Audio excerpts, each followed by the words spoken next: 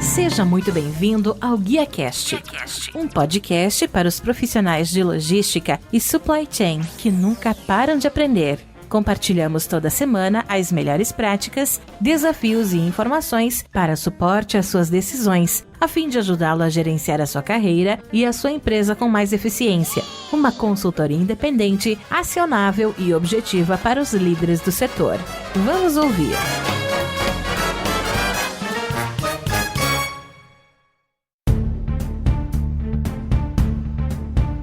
Olá, que tal? Tudo bem? Eu sou o Rodilson Silva e recebemos hoje para um bate-papo Eduardo Facchini, que é diretor de Supply Chain da MSD. Ele é graduado em Comércio Internacional pela Universidade Municipal de São Caetano do Sul, com MBA em Administração pela FIA, Fundação Instituto de Administração. Possui mais de 20 anos de experiência nas áreas de Supply Chain, importação e exportação, operações e logística, tendo atuado em grandes multinacionais como Johnson Controls, DHL, NET e Bayer. Atualmente é o responsável pela área do Supply Chain da MSD, tendo como responsabilidade toda a cadeia de suprimentos. Eduardo, seja muito bem-vindo aqui ao GuiaCast. Muito obrigado por abrir um espaço na sua agenda e me ajudar a fazer mais um episódio. Imagina, Rodilson, a honra é minha de poder participar aqui. É um prazer poder contar a história da MSD ao longo dos últimos anos, de pessoas que já foram, são ou serão ainda parte desse time incrível que a gente tem lá.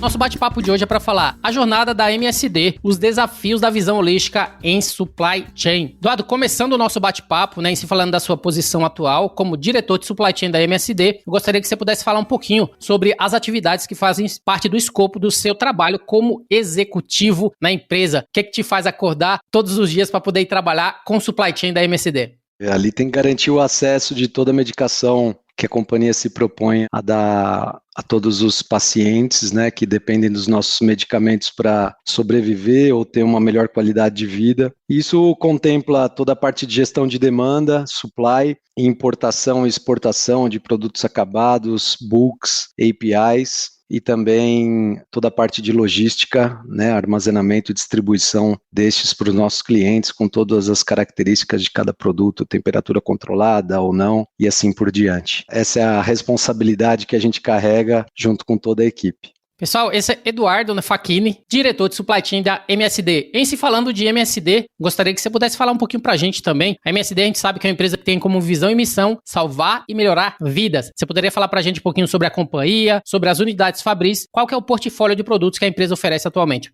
Bom, o MSD vem se transformando ao longo das últimas décadas, né, Rodilson, e hoje está bastante focado em oncologia, portfólio bastante pesado em oncologia, vacinas. Tem uma outra divisão que a gente chama de farmacêuticos, né, onde o principal foco é a linha hospitalar, anti-infecciosos, HIV também temos produtos, e diabetes, são as principais linhas, né. Também temos uma divisão de saúde animal, que compõem o nosso portfólio como companhia, e a nossa unidade fabril de produtos farmacêuticos fica lá em Campinas, em Sousas. Somos 71 mil colaboradores mundialmente, é uma empresa de 47 bilhões de dólares, e 60% desse valor fora dos Estados Unidos, e a gente tem um investimento anual aí da casa de 10 bilhões de dólares em pesquisa e desenvolvimento, né, que nos garante aí a vanguarda de uma indústria inovadora, sempre que a gente fala de produtos para melhorar a saúde das pessoas.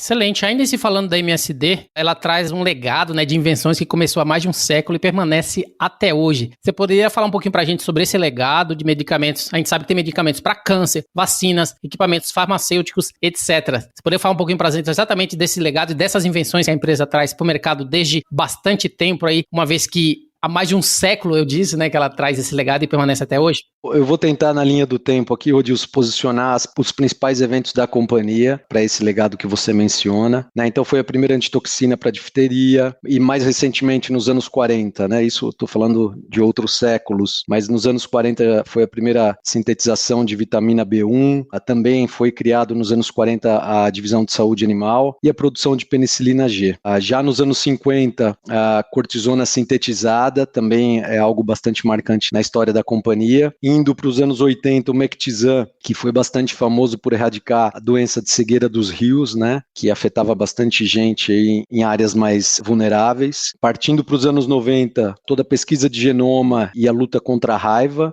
partindo para todas as áreas da companhia. E agora, mais recentemente, nos anos 2000, a criação do Merck for Mothers, né, um programa que visa a redução da mortalidade materna e também um suporte muito grande no combate ao surto de ebola, já que a gente é direcionado para o bem-estar e a ciência e a vida, né? Eu acho que muito bonita a história da MSD ao longo dos anos em função disso.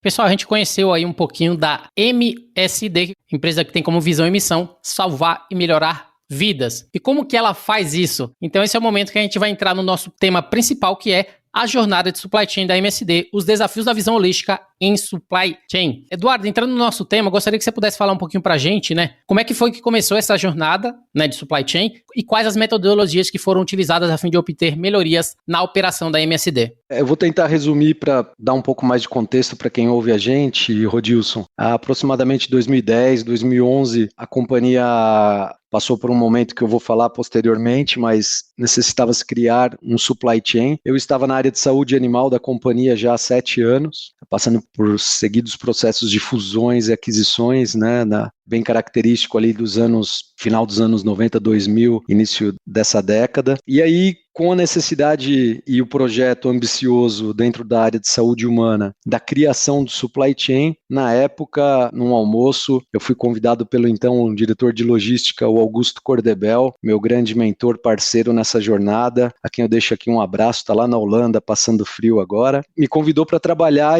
e ajudar nessa jornada, né, da criação do supply chain em saúde humana. E aí a intenção dessa implementação seria fundamentar os pilares básicos, né, do supply chain, trazendo logística, planejamento, supply em um único SCM, né? E aí com os principais objetivos desse projeto seria implementar o S&OP, um supply chain gerido por demand driven, né, a fim de obter melhor tomada de decisão com real-time data, otimizar os ativos da companhia, e sair um pouco do básico, né? Porque tudo isso que eu estou falando é muito básico, mas imaginem vocês que no início da década de 2010 a gente não tinha nada disso implementado, para algo um pouco mais estratégico. Então essa é um pouco da história de como começou essa jornada do supply chain para a saúde humana dentro da MSD.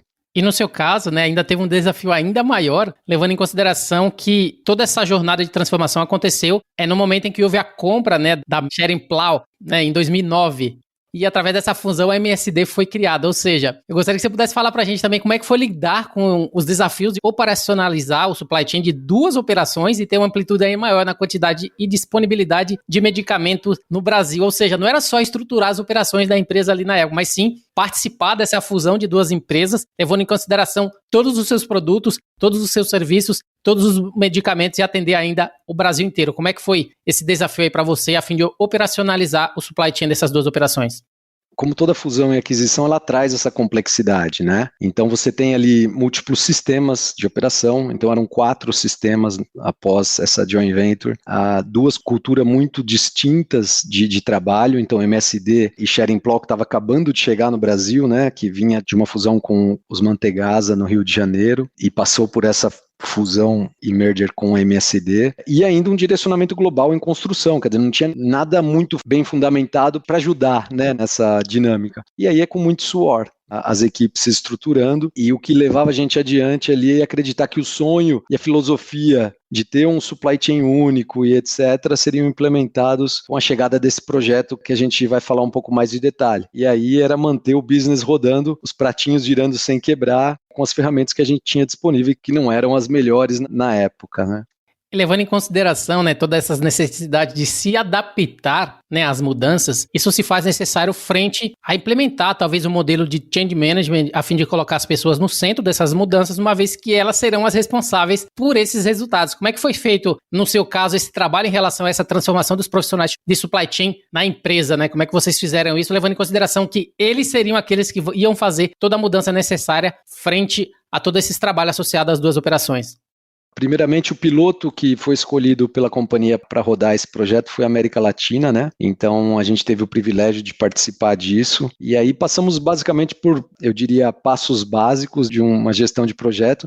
no entanto, não menos importantes, né? Foram identificados alguns talentos ou pessoas, né? E aí até a minha vinda foi conectada a essa iniciativa, que foram conectadas com os especialistas. Então tinha um novo sistema a ser implementado, essas pessoas que vinham ou de outras áreas como eu, ou já de anos das duas empresas, todos juntos, alguns recursos dedicados ao projeto, né, que a gente passou por duas fases, basicamente o primeiro de implementação do SAP em 2014, 2015, de uma única plataforma, imaginem, estamos falando aí de 6 anos atrás apenas, né, e o segundo momento de uma ferramenta de gestão de supply e demanda, especificamente. Então, algumas pessoas foram dedicadas a esse projeto, aí a gente teve que, em paralelo a tudo isso, trabalhar o mindset das pessoas para que fosse do PO-driven, né, do follow-up dia a dia de cada ordem de compra colocada, para o end-to-end, onde o sistema te daria todas as informações, desde que bem parametrizado, para você fazer a gestão disso. Né? Então,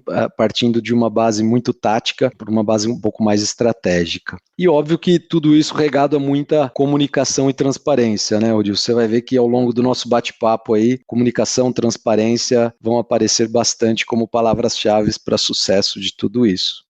Em frente a isso, a gente sabe que não foi só sucesso, né? Acho que todo o processo de implementação exige novas diretrizes. A gente sabe que existem aqueles desafios de implementação regional, desafios de implementação em filiais, a fim de manter o objetivo da empresa. Quais foram esses principais desafios que vocês enfrentaram e o que vocês fizeram a fim de se manterem no objetivo?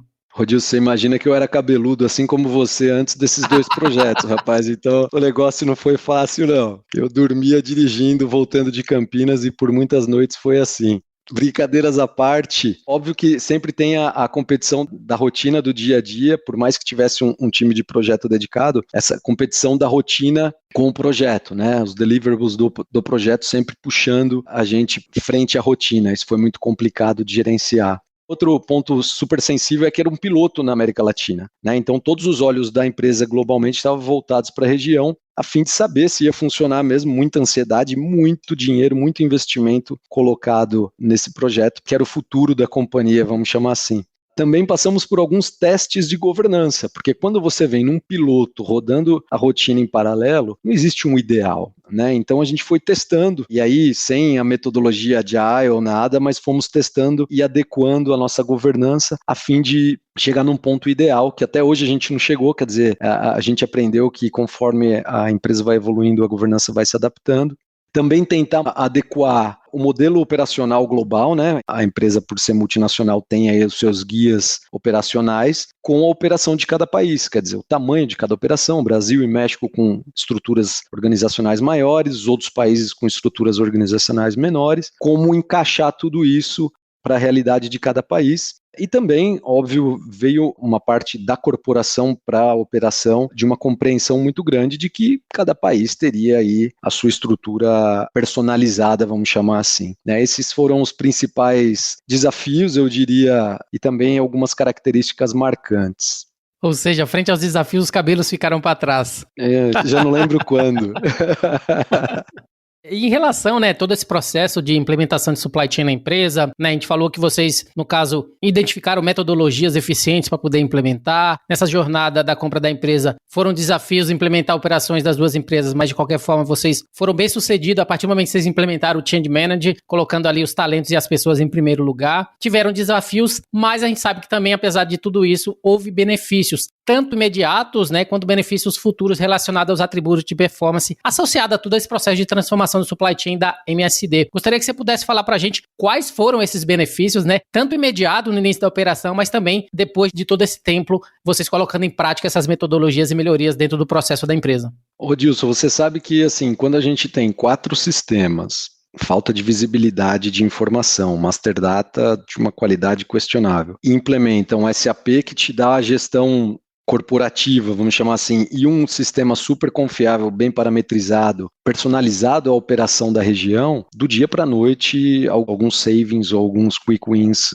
aparecem. Eu poderia mencionar aqui números e números, mas vou mencionar tópicos: redução de inventário ao nível global, Então, aqui no Brasil, na operação do Brasil, a gente, entre a finished goods, books e APIs, a gente reduziu em 250% em 6 meses os níveis de inventário. Óbvio, por ter visibilidade da cadeia inteira, passar a confiar nessa cadeia e começar a reduzir os buffers em cada nódulo da operação. Você sai do nódulo a nódulo para o end-to-end, né? Então, você põe inteligência no safety stock dentro da cadeia, dependendo dos teus gargalos identificados. Esse foi um ganho enorme para a companhia, direto no bolso, né? Outro ponto, uma vez que você reduz o inventário e ganha qualidade dele do ponto de vista quando a gente fala de farmacêutico, de shelf life, os discards, né, os lixos IQV reduzem drasticamente. Num ano da operação do Brasil, vou falar de números de novo, a gente teve no pior cenário 2012, 2013, 6 milhões de dólares ao lixo. No outro ano e meio, a gente teve aí 250 mil dólares, ainda por ajustes em algumas políticas de exportação. Não preciso nem dizer que isso numa escala global, qual foi o ganho da companhia. Isso também nos permitiu, como eu disse, trazer inteligência para o processo de planejamento de demanda e supply planning. Então, a gente teve algumas políticas de shelf life de produto reestabelecidas, ou seja, eu não precisava contar com um produto super fresco saindo de lá, porque como eu tenho visibilidade desde o supply até o consumo no sell-in, eu sei com quanto eu vou vender esse produto, então eu consigo trazer produto um pouco mais velho e ainda assim vender dentro de uma política comercial aceitável pelo meu cliente. Consigo padronizar os meus atributos de performance dentro da região, quer dizer, começa a medir todo mundo da mesma forma e identificar oportunidades e pontos fortes para exportar boas práticas com mais facilidade, né? Uma vez que eu tenho essa padronização linear, vamos chamar assim, dos meus atributos de performance. Confiabilidade e transparência da cadeia, né? Isso não se questiona. Isso estimula, é engraçado como vai mudando a cabeça das pessoas a partir do momento que elas não têm que se preocupar mais com o número do PO, se o PO foi colocado ou não, se não, como eu posso fazer para esse produto chegar mais rápido ao meu depósito, ao meu paciente. E não tenha dúvida, Rodilson, que a inovação ela volta a ser DNA. Né, ela deixa de ser uma operação tática e volta para a inovação. E também esse ambiente cada dia mais te permite, não só dentro do seu departamento, quando a gente fala dos 3 pilares do supply chain que eu mencionei anteriormente, entre as áreas, muito mais troca de iniciativas, ferramentas que facilitem a gestão do dia a dia. Então isso do dia para a noite, estou falando aí de um processo que levou de 2013 até 2017, 2018, tudo isso em escala global a companhia conseguiu angariar. Então não tenha dúvida que é notável. E estou contando só a história aqui, quer dizer, tenho o privilégio de novo de contar essa história, mas é uma história vivida por muitas lideranças e muitas pessoas que talvez não estejam mais conosco lá hoje. E a gente sabe, né, depois de todo esse trabalho, como a gente falou, como a gente exemplificou, frente aos modelos que vocês estabeleceram aí há bastante tempo, frente às mudanças que as pessoas causaram nas operações, entrou a pandemia, né? Então, em se falando era pandemia, onde muitas empresas elas tiveram que mirar a inovação a fim de sobreviver a esse cenário. Porém, no caso, a gente sabe que as farmacêuticas foi exatamente o contrário, no sentido de que vocês tiveram que garantir esse crescimento de inventário, zerar descarte, manter aderência aos lead times e principalmente controlar o volume importado via oceano, levando em consideração a demanda que surgiu frente a tudo isso. Como é que vocês tiveram que inovar nesse cenário a fim de otimizar as operações, levando em consideração que a demanda, no caso das farmacêuticas, subiu, enquanto os demais dos produtos simplesmente diminuiu? Ou seja, vocês vieram pela contramão do cenário atual. Como é que foram para vocês? A gente teve que lidar, assim como todas as grandes companhias, né, Rodilson, sem clichê, com muitas dificuldades. Depois dessa jornada toda, a gente vinha aí 18, 19, um pouco mais estável, então numa dinâmica muito agressiva de melhoria de processo e garantir todo o tempo perdido antes de 2010, vamos chamar assim. Então a gente tem muito a fazer ainda, e aí veio a pandemia colocando todo mundo em casa. Então, são 4 coisas importantes que a gente teve que equilibrar do dia para a noite, que é a questão da performance, né? A gente manter essa performance rodando de uma maneira aceitável. A inovação, que de backstage vinha no nosso DNA, e a busca, como em todo supply chain, por redução de custo não é diferente no nosso P&L, muita pressão por redução de custo. Veio a crise e a gente, coincidentemente, felizmente ou não, está passando por um momento muito grande de transformação. Né? Então vou passar por cada um deles aí em performance, inovação, crise, transformação, como que a gente acabou se virando. Então em performance a gente teve do dia para a noite, eu vou contar o sucesso, o que a gente fez no final, mas passando um pouco pelos resultados que a gente atingiu em 2020, continuamos em 2021. É uma logística muito premiada e reconhecida como uma das melhores do mercado pelos nossos clientes. O offset de inventário e vendas, Rodilson, a gente teve dentro do nosso portfólio alguns produtos que explodiram a demanda e outros que retardou a demanda, né? Então a gente trabalhou nos dois extremos, né? Não acelerou todo o nosso portfólio, teve aí um mix dentro dele.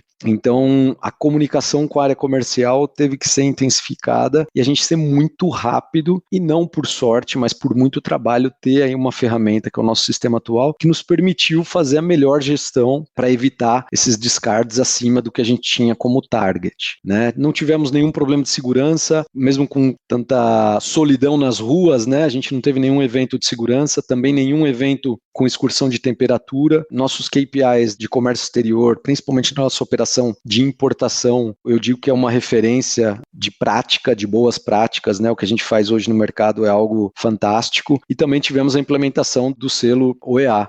Isso, do ponto de vista de performance, acabei esquecendo aqui de citar uma migração do aéreo para o marítimo que a gente estava fazendo, de produto controlado 2-8, né, com toda a escassez de container refrigerado que a gente tem no mercado de 20 pés. A gente conseguiu evoluir nesse sentido e assumimos um lead time maior de importação ali, mas controlando versus essa demanda. Então, em performance, foi isso que a gente acabou executando. Não deixamos de inovar também. Acho que, como eu mencionei, o selo OEA da Receita Federal, tivemos uma redução nas nossas operações logísticas de importação e distribuição de $5 milhões.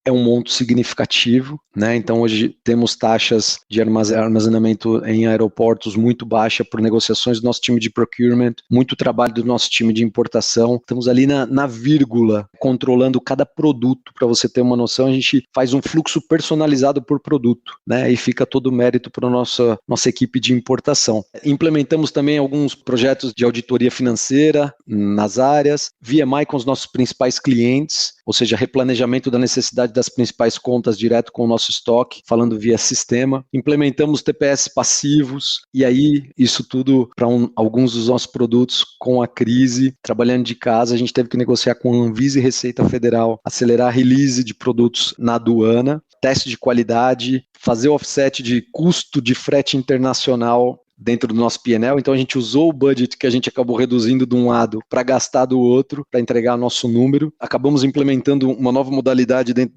da nossa prática que chama Rodoair, no nosso outbound. Tudo isso fazendo a gestão da flutuação da demanda e com o armazém e o transporte tendo que rodar dentro daquele cenário caótico.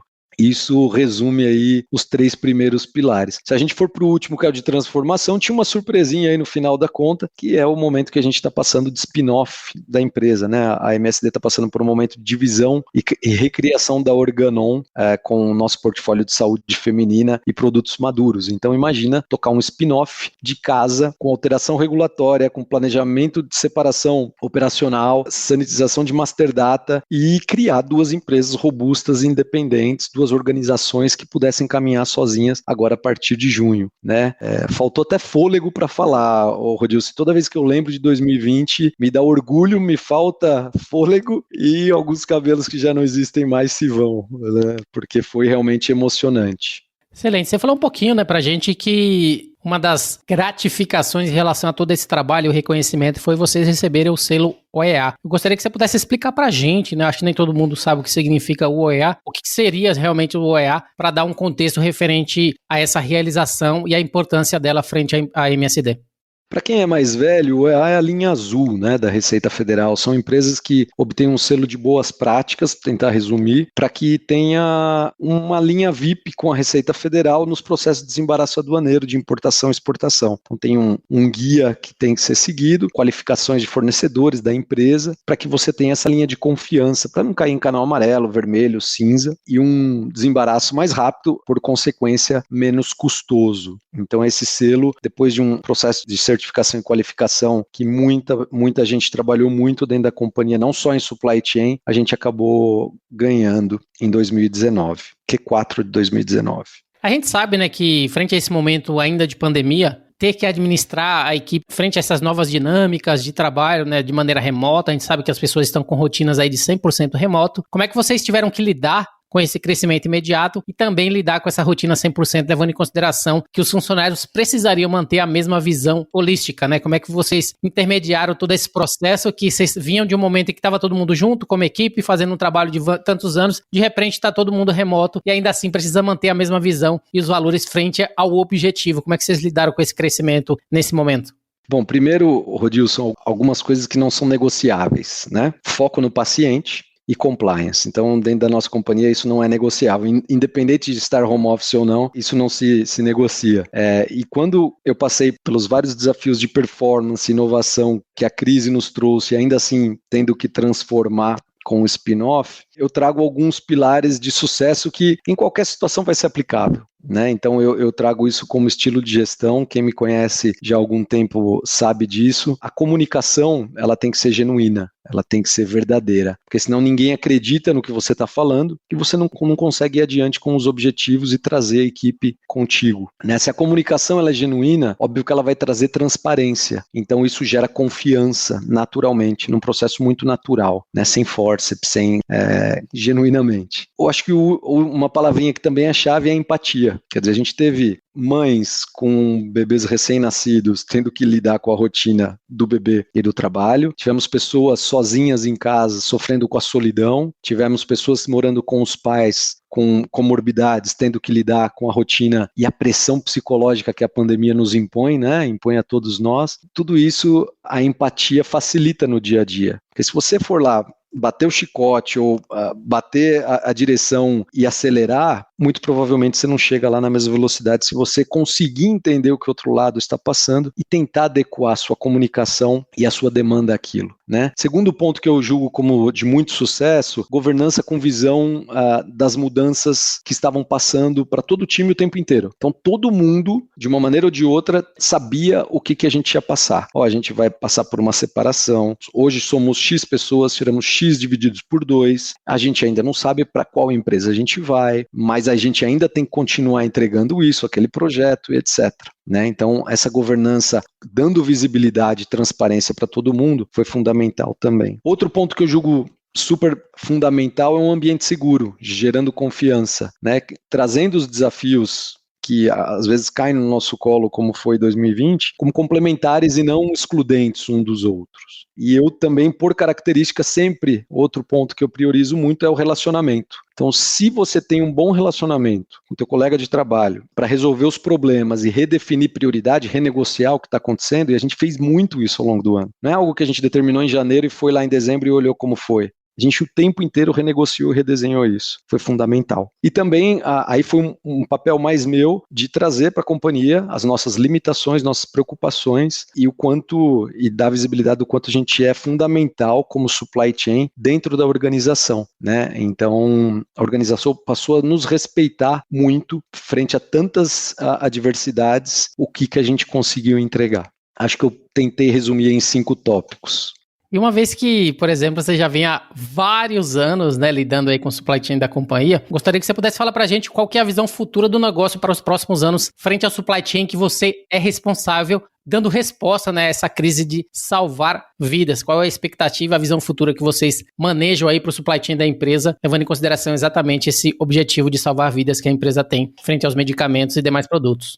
Garantir o acesso dos nossos medicamentos aos pacientes, Rodilson, essa é a nossa missão. Né? Continuar salvando vida. E acho que a gente tem aí um momento de adequação à nova MSD, vamos chamar assim, quer dizer, com a empresa já separada. A gente vai continuar transformando, quer dizer, não dá para fazer como a gente fazia no passado, porque no passado era uma empresa única, agora fomos divididos em 2. Então a gente vai precisar reinventar algumas questões. A digitalização chega com muita força e tem sido uma grande aliada na eliminação de processos burocráticos e manuais dentro da companhia. A gente está escolhendo melhor nossas brigas e alguns projetos focados na jornada do paciente, quer dizer, conectado com a nossa visão e missão. Também temos aí uma jornada muito grande e a partir de 21, foco bastante grande da área de supply chain, que é o controle de emissão de CO2. Então estamos trabalhando conversas iniciais com os nossos parceiros para ver o que a gente já fez e não mediu e o que a gente vai fazer para deixar um planeta melhor para quem vai ficar ao longo dos próximos anos aí. E em se falando aí de novidades, né? Eu vi uma entrevista que no mês passado a diretora médica executiva da MSD, que é a Márcia Datzabad, ela concedeu uma entrevista para a Rede Record de televisão do Distrito Federal, onde falou sobre novidades que a MSD está trazendo ou que está trabalhando, né, para combater o Covid-19 no Brasil e no mundo. Quais são essas novidades, né, frente a essa visão e missão que a empresa tem, né, que a MSD tem de salvar vidas, salvar e melhorar vidas? A Márcia é maravilhosa dentro da nossa área médica, liderando a região com todas as iniciativas. Rodilson trouxe e verbalizou o que a companhia colocou como próximos passos aí, né? Então existe um produto, é um antiviral oral, um comprimido, que vai ter foco na população ambulatorial. Então você apresenta os primeiros sintomas, é diagnosticado com o Covid, você toma o comprimido. Eu estou fazendo uma comparação chula aqui para compreender, como o Tamiflu para influenza. Né? E você reduz significativamente um número de internações, porque minimiza os efeitos mais sérios e, por consequência, reduz a quantidade de óbitos. Né? Então, o produto entrou em fase 3 agora, ampliando o teste em humanos. Vamos ver aí, esperando com muita esperança, não só esse produto da MSD, mas qualquer outro que venha acelerar esse processo de normalização da nossa vida hoje em dia.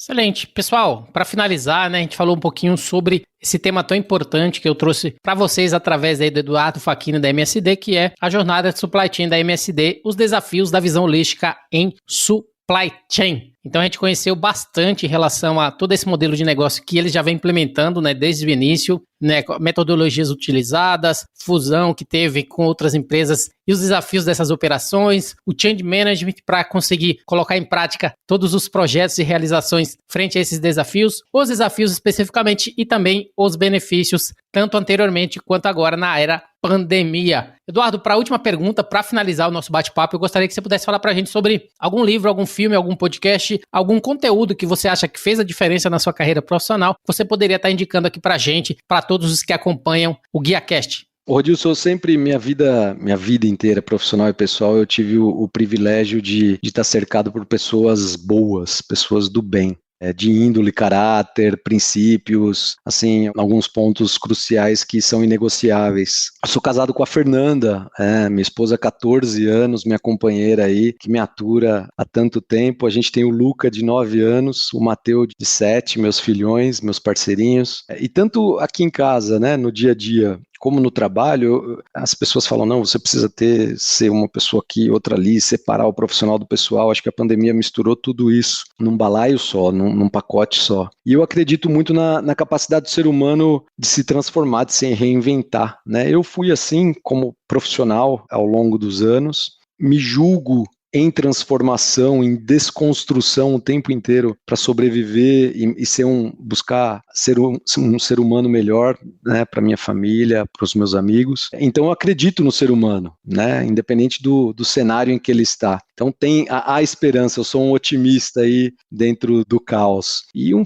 filme que para mim retrata esse poder da união e, óbvio, puxado por um líder fantástico, é o Invictus, que fala sobre isso, sobre as pessoas mudando o mundo numa realidade tão complexa, e acho que fica, dados os nossos dias aí, é a dica que eu tenho, assistam, caso não tenham assistido, porque é fantástico. Se já assistiram, pratiquem o bem, que não tem erro. Excelente, pessoal, aí indicação Invictus, do Eduardo Facchini da MSD, nesse nosso bate-papo tão importante em que falamos da jornada de supply chain da MSD e os desafios da visão holística em supply chain. Eduardo, essa foi minha última pergunta. Eu gostaria de agradecer a sua participação e a sua disponibilidade de compartilhar da sua história com os ouvintes aqui do GuiaCast. Gostaria que você pudesse deixar para a gente seus contatos e fazer as suas considerações finais. Pô, Rodilson, queria te agradecer pela super simpatia e disponibilidade em me convidar, me colocar aqui no contexto do podcast. Eu não sou um millennial, mas estou aqui fazendo o meu melhor nesse sentido. Foi uma honra para mim poder contar essa história da MSD dos últimos 10, 15 anos. Eu não tive nela o tempo inteiro, mas boa parte dele. Deixar um super abraço para todos que participaram dessa jornada, independente de onde estejam agora, e dizer que esse é o legado, né? Independente de quem esteja aqui contando a história, história, o que fica para a companhia, para as pessoas, é o que você deixa na organização como realização. Então, um super abraço para todos, que fiquem bem, com saúde, já tudo isso se vai, a gente vai ter um novo estilo de vida, mas tem um pouco mais de paciência para já a gente estar juntos de novo, celebrando as vitórias, as pequenas vitórias da vida, como a gente vinha fazendo até então, tá bom? Grande abraço, valeu! O GuiaCast teve a honra de receber Eduardo Facchini, que é diretor de Supply Chain na MSD, onde falamos sobre o tema A Jornada de Supply Chain da MSD. Se você gostou desse episódio, você pode compartilhar com seus colegas, amigos e profissionais de Supply Chain. E, se possível, deixe uma avaliação e um comentário em ratethispodcast.com/GuiaCast. Você também pode me encontrar no LinkedIn, é só procurar por Rodilson Silva, comunicador logístico multiplataforma. Eu sou Rodilson Silva com o Eduardo Facchini, que te envia um GuiaCast abraço. A todos vocês, até a próxima. Tchau, tchau!